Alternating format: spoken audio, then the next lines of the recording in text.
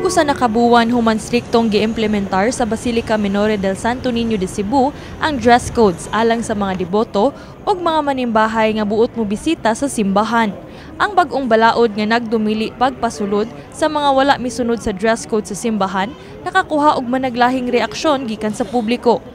Gani ang Secretary sa Basilica Agustinian Community, Father Albert Suliman, padayong may pasabot sa publiko sa rason sa pagpatuman sa maong kamanduan.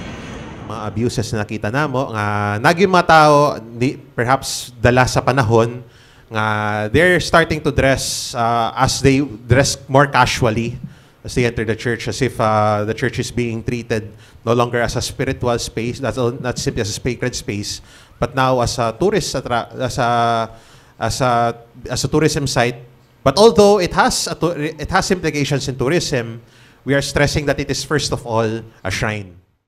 Nakig-alayo na sab ang simbahan ngadto sa Cebu City Tourism Office aron sa pagpahibaw sa mga turista mahitungod niini. Being the chairperson, I have talked also with our tourist guides and they confirmed that they are aware of it. They said whatever the guidelines of a particular establishment, they always comply. Samtang alang sa atong mga kaigsuunang sakop sa LGBT community, ilabi na katong mag-cross-dress, dunay mensahe ang kaparian. We are not shunning people. We did not say in the dress code policy na bawal sila. Muragang challenge sad sa ilaha. What will they stress? They're being members of the LGBT, or will they stress being Catholic?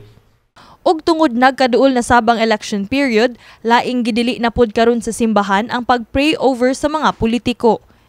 As pilgrims, pwede sila makasulod, pero dili mangampanya. Di kaman. Di mangampanya. Kanang magampo lang sila, okay.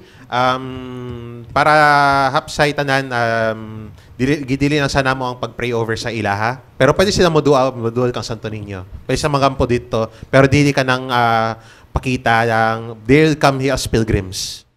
Gipahibaw sab sa parokya nga hingpit na ang ilang pagpangandam alang sa ika-460th Fiesta Senior.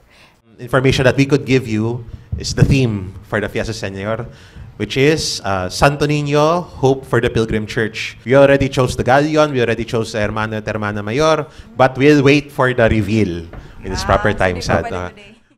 Kini si Queenie Holigon, alang sa MyTV, Cebu.